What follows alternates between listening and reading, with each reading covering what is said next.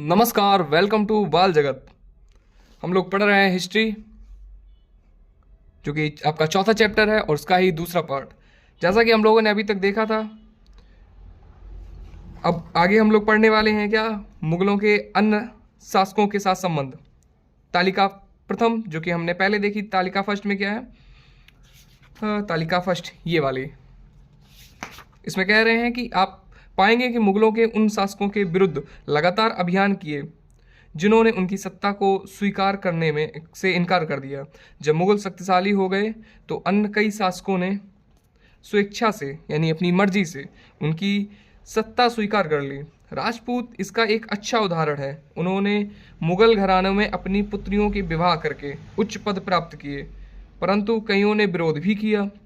जैसे कि आपके सामने एक छोटी सी तालिका दी गई है कि जहांगीर की जो माँ थी वो कछवाहा की राजकुमारी थी, कछवाहा की, है ना। वह अंबर वर्तमान में जयपुर के राजपूत शासक की पुत्री थी। शाहजहाँ की जो माँ है एक राठौड़ राजकुमारी थी, वह मारवाड़ यानी जोधपुर के राजपूत शासक की पुत्री थी। आगे देखते हैं, मेवाड़ के सिसोदिया राजपूत लंबे समय तक मुगलों की सत्ता को स्वीकार करने से इनकार करते रहे, परंतु जब वे हारे तो मुगलों ने उनके साथ सम्माननीय व्यवहार किया और उन्हें उनकी जागीरों यानी वतन जागीर के रूप में वापस कर दी। पराजित करने परंतु अपमानित ना करने के बीच सावधानी से बनाए गए संतुलन की वजह से मुगल भारत के अनेक शासकों और सरदारों पर अपना प्रभाव बढ़ा पाए, परंतु इस संतुलन को हमेशा बरकरार रखना कठिन था। एक बार फिर तालिका एक में गौर करें कि जब शिवाजी मुगल सत्ता स्वीकार करने आए तो औरंगजेब ने उनका अपमान किया। इस अपमान का क्या परिणाम हुआ? देखो बेटा, एक साफ सीधी बात यह है कि जो भी हिस्ट्री लिखी गई है पूर्णतः सही नहीं लिखी गई है।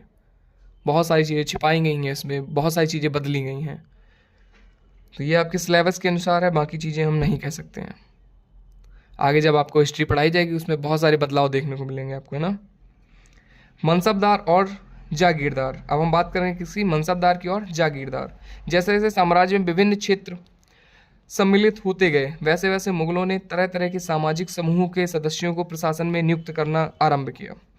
शुरू शुरू में ज़्यादातर सरदार तुर्की यानी तुरानी थे, लेकिन जब इस छोटे समूह के साथ साथ उन्होंने शासक वर्ग में ईरानियों, भारतीय, मुगल, मुसलमानों, अफगानों, राजपूतों, मराठों और अन्य समूहों को सम्मिलित किया, मुगलों की सेवा में आने वाले नौकरशाह मनसबदार कहलाए। मनसबदार शब्द का प्रयोग ऐसे व्यक्तियों के लिए होता था जिन्होंने कोई मनसब यानी कोई सरकारी हैसियत अथवा पद मिलता था। यह मुगलों द्वारा चलाई गई श्रेणी व्यवस्था थी, जिसके जरिए एक पद, दूसरा वेतन एवं तीसरा सैन्य उत्तरदायित्व निर्धारित किए जाते थे। पद और वेतन का निर्धारण जात की संख्या पर निर्भर था। जात की संख्या जितनी अधिक होती थी, दरबार में अभिजात की प्रतिष्ठा उतनी ही बढ़ जाती थी और उनका वेतन भी उतना ही अधिक होता था। जो सैन्य उत्तरदायित्व मनसबदारों को सौंपे जाते थे, उन्हीं के अनुसार उन्हें घुड़सवार रखने पड़ते थे। मनसबदार अपने सवारों को निरीक्षण के लिए लाते थे। वे अपने सैनिकों के घोड़ों को दगवाते थे एवं सैनिकों का पंजीकरण करवाते थे। इन कार्यवाहियों के बाद ही उन्हें सैनिकों को वेतन देने के लिए धन मिलता था। मनसबदार अपना वेतन राजस्व एकत्रित करने वाली भूमि के रूप में पाते थे, जिन्हें जागीर कहते थे, जागीर। और तो तकरीबन इक्ताओं के समान थी, परंतु के बाद हम लोग बाद में पहले ये देखते हैं जात की श्रेणियाँ। 5000 जात वाले अभिजातों का दर्जा 1000 जात वाले अभिजातों से ऊंचा होता था। मतलब यहाँ पर 5000 जात वाले जो अभिजात यानी जो लोग थे, मनसबदार, जो हम लोगों ने अभी यहाँ पढ़ा है, एक श्रेणी बनाई गई थी, है ना। तो देखते हैं 1000 जात वाले अभिजातों से ऊंचा था, जिसके जो 5000 जात वाले थे, है ना। उसके बाद देखते हैं अकबर के शासनकाल में 29 ऐसे मनसबदार थे जो 5000 जात की पदवी के थे। मतलब ऐसे 29 लोग थे जिनके पास 5000 की जात थी, है ना। औरंगजेब के शासनकाल एक ऐसे मनसबदारों की संख्या 79 हो गई, मतलब 79, 29 थी पहले, फिर कितनी हो गई 79। कब हुई? औरंगजेब के टाइम में। मतलब इसका अर्थ यह हुआ कि राज्य का खर्चा बढ़ गया है ना। हो सकता है, कुछ भी हो सकता है। आगे देखते हैं हम लोग। परंतु के बाद क्या था? मनसबदार मुक्तियों से भिन्न अपने जागीरों पर नहीं रहते थे और ना ही उन पर प्रशासन करते थे। उनके पास अपनी जागीरों से केवल राजस्व एकत्रित करने का अधिकार था। यह राजस्व उनके नौकर उनके लिए एकत्रित करते थे, जबकि वे स्वयं देश के किसी अन्य भाग में सेवारत रहते थे। अकबर के शासनकाल में इन जागीरों का सावधानी पूर्वक आकलन किया जाता था ताकि इनका राजस्व मनसबदार के वेतन के तकरीबन बराबर रहे। औरंगजेब के शासनकाल तक पहुंचते पहुंचते स्थिति बदल गई। अब प्राप्त राजस्व मनसबदार के वेतन से बहुत कम था। मनसबदारों की संख्या में भी अत्यधिक वृद्धि हुई। मतलब जो मनसबदार थे उनकी जो संख्या थी उसमें वृद्धि होने लगी, जिसके कारण उन्हें जागीर मिलने से पहले एक लंबा इंतजार करना पड़ता था। मतलब अब बहुत ज़्यादा भीड़ हो गई थी इस क्षेत्र में। इन सभी कारणों से जागीरों की संख्या में कमी हो गई। फलस्वरूप कई जागीरदार जागीर रहने पर यह कोशिश करते थे कि वे जितना राजस्व वसूल सकें कर लें। अपने शासनकाल के अंतिम वर्षों में औरंगजेब ने इन परिवर्तनों पर नियंत्रण नहीं रख पाया। इस कारण किसानों को अत्यधिक मुसीबतों का सामना करना पड़ा। अब सिंपल सी बात है बेटा कि जब लोग ज़्यादा बढ़ेंगे, उनके पास पद ज़्यादा बढ़ रहे हैं, सेम पद पे लोग, अब उनको भी चाहिए कर। अब ये लोग क्या करते थे, सामने वाली की मजबूरी नहीं देखते थे नहीं किसानों को, उनको बस पैसा चाहिए, उनको कर चाहिए, तो ये लोग यही करते थे। इसलिए बेचारे जो किसान थे वो बहुत परेशान थे इस टाइम पे। अब देखते हैं जब्त और जमींदार। क्या होता है जब्त और क्या होता है जमींदार, है ना। मुगलों की आमदनी का प्रमुख साधन किसानों की उपज से मिलने वाला राजस्व था। मतलब जो लोग वो कमाते थे, जो किसान पैदा करते थे खेतों में, वही इनका क्या था, जो प्रमुख साधन था वही था, है ना, आमदनी का। तो अधिकतर स्थानों पर किसान ग्रामीण कुलीनों यानी कि मुखिया या स्थानीय सरदारों के माध्यम से राजस्व देते थे। समस्त मध्यस्थों के लिए, चाहे वे स्थानीय ग्राम के मुखिया हों या फिर शक्तिशाली सरदार हों, मुगल एक ही शब्द जमींदार का प्रयोग करते थे। अकबर के राजस्व मंत्री टोडरमल ने 10 साल यानी 1570 से 1580 की कालावधि के लिए कृषि की पैदावार, कीमतों और कृषि भूमि का सावधानीपूर्वक सर्वेक्षण किया। इन आंकड़ों के आधार पर प्रत्येक फसल पर नगद के रूप में कर राजस्व निश्चित कर दिया गया। प्रत्येक सूबे यानी प्रांत को राजस्व मंडलों में बांटा जा गया और प्रत्येक की हर फसल के लिए राजस्व दर की अलग सूची बनाई गई। राजस्व प्राप्त करने की इस व्यवस्था को जब्त कहा जाता था। मतलब ये जो राजस्व वसूला जाता था इस कंडीशन से, उसको क्या कहते थे, जब्त। यह व्यवस्था उन स्थानों पर प्रचलित थी जहां पर मुगल प्रशासनिक अधिकारी भूमि का निरीक्षण कर सकते थे और सावधानी पूर्वक उनका हिसाब रख सकते थे। ऐसा निरीक्षण गुजरात और बंगाल जैसे प्रांतों में संभव नहीं हो पाया। कुछ क्षेत्रों में जमींदार इतने शक्तिशाली थे कि मुगल प्रशासकों द्वारा शोषण किए जाने की स्थिति में भी विद्रोह कर सकते थे। कभी कभी एक ही जाति के जमींदार और किसान मुगल सत्ता के खिलाफ मिलकर विद्रोह कर देते थे। 17वीं शताब्दी के आखिर में ऐसे किसान विद्रोहों के ने मुगल साम्राज्य के स्थायित्व को चुनौती दी। मतलब उन्होंने कहा कि विद्रोह कर दिया उस टाइम पे, है ना, मेनली ये कहना चाहते हैं। अब देखते हैं अकबरनामा और अग्ने अकबरी। मतलब ये एक अकबरनामा एक बुक है, ठीक है। अकबरनामा में क्या लिखा है, अकबर ने अपने करीबी मित्र दरबारी अबुल फजल को आदेश दिया कि वह उसके शासनकाल का इतिहास लिखे। अबुल फजल ने यह इतिहास 3 जिल्दों में लिखा। इसका शीर्षक है अकबरनामा। पहली जिल्द में अकबर के पूर्वजों का बयान है और दूसरी अकबर के शासनकाल की घटनाओं का विवरण देती है। तीसरा जिल्द जो है आईने अकबरी है। इसमें अकबर के प्रशासन, घरानों, सेना, राजस्व और साम्राज्य के भूगोल का ब्यौरा मिलता है। इसमें समकालीन भारत के लोगों की परंपराओं और संस्कृतियों का भी विस्तृत वर्णन है। आईने अकबरी का सबसे रोचक आयाम है विविध प्रकार की चीज़ों, फसलों, पैदावार, कीमतों, मजदूरी और राजस्व का सांख्यिकीय विवरण। अब एक नोटिस करने वाली बात यह है, आप तो बच्चे हैं लेकिन फिर भी सोचने वाली बात है कि अगर कोई राजा अपने बारे में लिखवाता है किसी से या अपने मंत्री से, अपने मित्र से, किसी से भी लिखवाता है, तो सिंपल सी बात है कि उसके बारे में चीज़ें अच्छी ही लिखी जाएंगी, खराब तो नहीं लिखी जाएंगी। वो जो भी गलत काम कर रहा है, जो भी बेकार चीज़ें कर रहा है, वो तो नहीं लिखी जाएंगी। तो हम इस बुक पे पूरी तरीके से भरोसा नहीं कर सकते ना। और बाद में ये भी पता है कि इतिहास भी बदला गया है। तो बहुत ज़्यादा इस पर चर्चा ना करते हुए आगे देखते हैं। अकबर की नीतियाँ, नज़दीक से एक नज़र, क्या है देखते हैं। प्रशासन के मुख्य अभिलक्षण अकबर ने निर्धारित किए थे और इनका विस्तृत वर्णन अबुल फजल की अकबरनामा, विशेषकर आईने अकबरी में मिलता है। अबुल फजल के अनुसार साम्राज्य कई प्रांतों में बटा हुआ था, जिन्हें सूबा कहा जाता था। सूबों के प्रशासक सूबेदार कहलाते थे, जो राजनैतिक तथा सैनिक दोनों प्रकार के कार्यों का निर्वाह करते थे। प्रत्येक प्रांत में एक वित्तीय अधिकारी भी होता था, जो दीवान कहलाता था। कानून और व्यवस्था बनाए रखने के लिए सूबेदार को अन्य अफसरों का सहयोग प्राप्त था। समझे?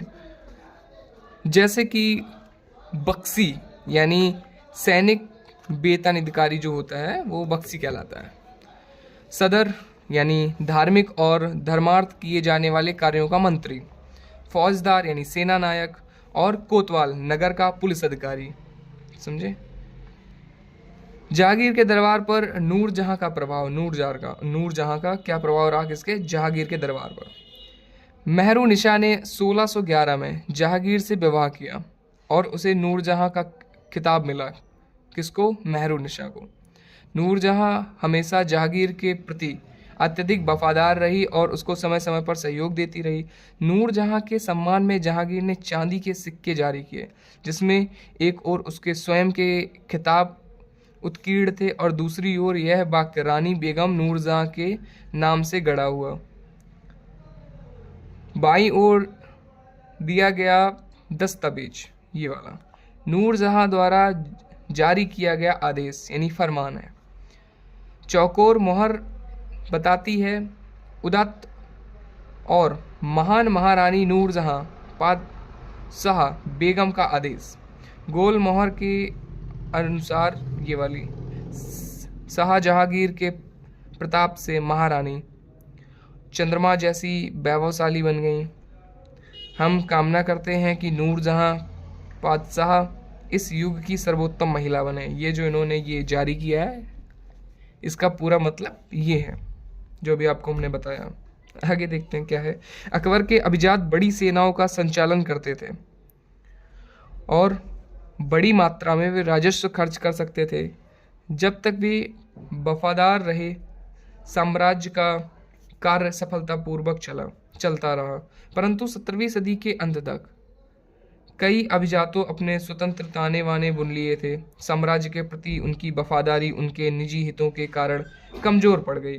1570 में अकबर जब फतेहपुर सीकरी में था तो उसने उलेमा यानी ब्राह्मणों, जेसुइट पादरियों यानी जो रोमन कैथोलिक थे और जरदुश्त धर्म के अनुयायियों के साथ धर्म के मामलों पर चर्चा शुरू की। ये चर्चाएं इबादत खाना में हुई। अकबर की रुचि विभिन्न व्यक्तियों के धर्मों और रीति रिवाजों में थी। इन विचार विमर्श से अकबर की समझ बनी कि जो विद्वान धार्मिक रीति और मतांतर पर बल देती है वे अक्सर कट्टर होते हैं। उनकी शिक्षाएं प्रजा के बीच विभाजन और असामंजस्य पैदा करती हैं। ये अनुभव अकबर का सुलह-ए-कुल या सर्वत्र शांति के विचार की ओर ले गए। सहिष्णुता की यह धारणा विभिन्न धर्मों के अनुयायियों में अंतर नहीं करती थी, अपितु इसका केंद्रीय बिंदु थी। नीति शास्त्र की एक व्यवस्था जो सर्वत्र लागू की जा सकती थी और उसमें केवल सच्चाई, न्याय और शांति पर बल था। अबुल फजल के सुलह-ए-कुल के इस विचार पर आधारित शासन दृष्टि बनाने में अकबर की मदद की। शासन के इस सिद्धांत को जहांगीर और शाहजहां ने भी अपनाया। ये आप देख सकते हैं, चित्र 9 में है। इबादत खाना में अकबर विभिन्न धर्मों के विद्वानों के साथ चर्चा करते हुए, ये देखिए बहुत सारे लोग बैठे हुए हैं, विद्वान बैठे हुए हैं, ये अकबर बैठे हुए हैं और ये चर्चा कर रहे हैं। सुलह कुल की देखते हैं क्या है, सुलह कुल में क्या लिखा है। अकबर की सुलह कुल की नीति का उसके पुत्र जहांगीर ने इस प्रकार वर्णन किया, किस प्रकार, ईश्वरीय अनुकंपा के विस्तृत आंचल में अभी वर्गों और सभी धर्मों के अनुयायियों की एक जगह है, इसीलिए उसके विशाल साम्राज्य में जिसकी चारों ओर की सीमाएं केवल समुद्र से ही निर्धारित होती थीं, विरोधी धर्मों के अनुयायियों और तरह तरह के अच्छे बुरे विचारों के लिए जगह थी। यहाँ असहिष्णुता असहिष्णुता का मार्ग बंद था। यहाँ सुन्नी और सिया एक ही मस्जिद में इकट्ठे होते थे और ईसाई और यहूदी एक ही गिरजे में प्रार्थना करते थे। उसने सुसंगत तरीके से सर्वाधिक शांति सुलह कुल के सिद्धांत का पालन किया। अकबर ने कई संस्कृत ग्रंथों को के फारसी में अनुवाद कार्यों को संपन्न कराया। यह उद्देश्य हेतु उन्होंने फतेहपुर सीकरी में एक मकतब खाना था या अनुवाद ब्यूरो की स्थापना भी की। महाभारत, रामायण, लीलावती और योग वशिष्ठ जैसे कुछ उल्लेखनीय संस्कृत ग्रंथ को अनुवाद कार्य के लिए चुना गया। रज़्मनामा, जो महाभारत का फारसी अनुवाद है, में महाभारत की घटनाओं का विस्तृत चित्रांकन है। मतलब कि जो अकबर था वो महाभारत, रामायण, ये सारी चीज़ें भी पढ़ता था वो। अब देखते हैं 17वीं शताब्दी में और उसके पश्चात मुगल साम्राज्य। मुगल साम्राज्य की प्रशासनिक और सैनिक कुशलता के फलस्वरूप आर्थिक और वाणिज्य समृद्धि में वृद्धि हुई। विदेशी यात्रियों ने इसे वैसा धनी देश बताया जैसा कि किस्से कहानियों में वर्णित होता रहा है, परंतु यही यात्री इसी प्रचुरता के साथ मिलने वाली दरिद्रता को देखकर विस्मित रह गए। सामाजिक असमानताएं साफ दिखाई पड़ती थीं। शाहजहां के शासनकाल के 20वें वर्ष के दस्तावेजों में हमें पता चलता है कि ऐसे मनसबदार जिनको उच्चतम पद प्राप्त था कुल 8000 में से 445 ही थे। कुल मनसबदारों की एक छोटी संख्या 5.6% को ही साम्राज्य के अनुमानित राजस्व का 61.5% स्वयं उनके व उनके सवारों के वेतन के रूप में दिया जाता था। मुगल सम्राट और उनके मनसबदार अपनी आय का बहुत बड़ा भाग वेतन और वस्तुओं पर लगा देते थे। इस खर्चे से शिल्पकारों और किसानों को लाभ होता था, चूंकि वे वस्तुओं और फसलों की पूर्ति करते थे। राजस्व का भार इतना था कि प्राथमिक उत्पादों, किसान और शिल्पकारों के पास निवेश के लिए बहुत कम धन बचता था। यानी कहीं भी लगाने के लिए, निवेश इन द सेंस जैसे हम लोग व्यापार करते हैं या किसी चीज़ में हम लोग पैसे इन्वेस्ट कर देते हैं और उसके बाद हमको रिटर्न मिलता रहता है, वही तो उसके लिए इनके पास बहुत कम पैसा होता था। इनमें से जो बहुत गरीब थे, मुसीबत से ही पेट भर पाते थे, वे उत्पाद शक्ति बढ़ाने के लिए अतिरिक्त संसाधनों में, औजारों और अन्य वस्तुओं में निवेश करने की बात सोच भी नहीं सकते थे। वे ऐसी अर्थव्यवस्था में ज़्यादा धनी किसान, शिल्पकारों के समूह, व्यापारी और महाजन ज़्यादा लाभ उठाते थे। मुगलों के कुलीन वर्ग के हाथों में बहुत धन और संसाधन थे, जिनके कारण 17वीं सदी के अंतिम वर्षों में वे अत्यधिक शक्तिशाली हो गए। जैसे जैसे मुगल सम्राट की सत्ता पतन की ओर बढ़ती गई, वैसे वैसे विभिन्न क्षेत्रों में सम्राट के सेवक स्वयं ही सत्ता के शक्तिशाली केंद्र बनने लगे। इसमें से कुछ ने नए वंश स्थापित किए और हैदराबाद एवं अवध जैसे प्रांतों में अपना नियंत्रण जमाया। यद्यपि वे दिल्ली के मुगल सम्राट को स्वामी के रूप में मान्यता देते थे, तथापि 18वीं शताब्दी तक साम्राज्य के कई प्रांत अपनी स्वतंत्र राजनीतिक पहचान बना चुके थे। इनके बारे में हम 10वें अध्याय में विस्तार से चर्चा करेंगे। बाकी हम लोग देखते हैं राजा और रानियाँ। क्या है राजा और रानियाँ? 16वीं सदी में मुगलों के लगभग समकालीन संसार के विभिन्न भागों में भी कई महान राजा रानियाँ थे। इनमें ऑटोमन तुर्की के सुल्तान सुलेमान 1520 से 1566 तक इनका शासनकाल रहा। तो कौन थे? सुलेमान शामिल थे। उनके राज में ऑटोमन राज्य का विस्तार यूरोप की ओर हुआ। उसने हंगरी को अपने राज्य के साथ मिला लिया और ऑस्ट्रेलिया को घेर लिया। उसकी फौजों ने बगदाद और इराक भी हथिया लिया। मोरक्को तक उत्तरी अफ्रीका का बहुत सा हिस्सा ऑटोमन सत्ता को मानता था। सुलेमान ने ऑटोमन नौसेना का पुनर्गठन किया। पूर्वी भूमध्य सागर के इलाकों पर इस नौसेना के प्रभुत्व की नज़र से स्पेन के साथ उसकी प्रतिस्पर्धा हुई। अरब सागर में इस नौसेना ने पुर्तगालियों को चुनौती दी। सम्राट को अल कानूनी यानी विधि निर्माता का खिताब दिया गया क्योंकि उसके शासनकाल में बड़ी संख्या में नियम कानून बनाए गए थे। इन नियमों का लक्ष्य था कि बढ़ते हुए साम्राज्य के विभिन्न क्षेत्रों को ध्यान में रखते हुए प्रशासनिक तरीकों का मानकीकरण हो ताकि किसानों को बेकार और भारी करों से बचाया जा सके। आगे चलकर 17वीं शताब्दी में ऑटोमन क्षेत्रों में जब सार्वजनिक व्यवस्था का पतन हुआ तो सुलेमान कानूनी के काल को आदर्श शासन काल के रूप में याद किया जाने लगा। अकबर के अन्य समकालीन शासकों के बारे में पता लगाएं। इंग्लैंड के शासक रानी एलिजाबेथ, जिनका शासनकाल था 1558 से 1603। ईरान का सफाविद शासक शाह अब्बास, जिसका शासनकाल 15 से 88 और 1629 तक रहा। और इनसे कहीं ज़्यादा विवादास्पद रूसी शासक ज्वार इवान चतुर्थ बेलिस एविच, जिसका 1530 से 1584 रहा शासनकाल, जो इवान दी टेरिबल नाम से कुख्यात है, मतलब बहुत ज़्यादा प्रसिद्ध है, विख्यात है कह सकते हैं ना। तो इसके जो आपके क्वेश्चन आंसर रहेंगे वो हम करवाएंगे नेक्स्ट वीडियो में। तब तक के लिए दीजिए हमको इजाज़त। जय हिंद। वीडियो को लाइक कर दीजिए, चैनल को सब्सक्राइब कर दीजिए। डेली ना कहना पड़े। समझो यार दोस्तों, यार बच्चा समझो बाबू।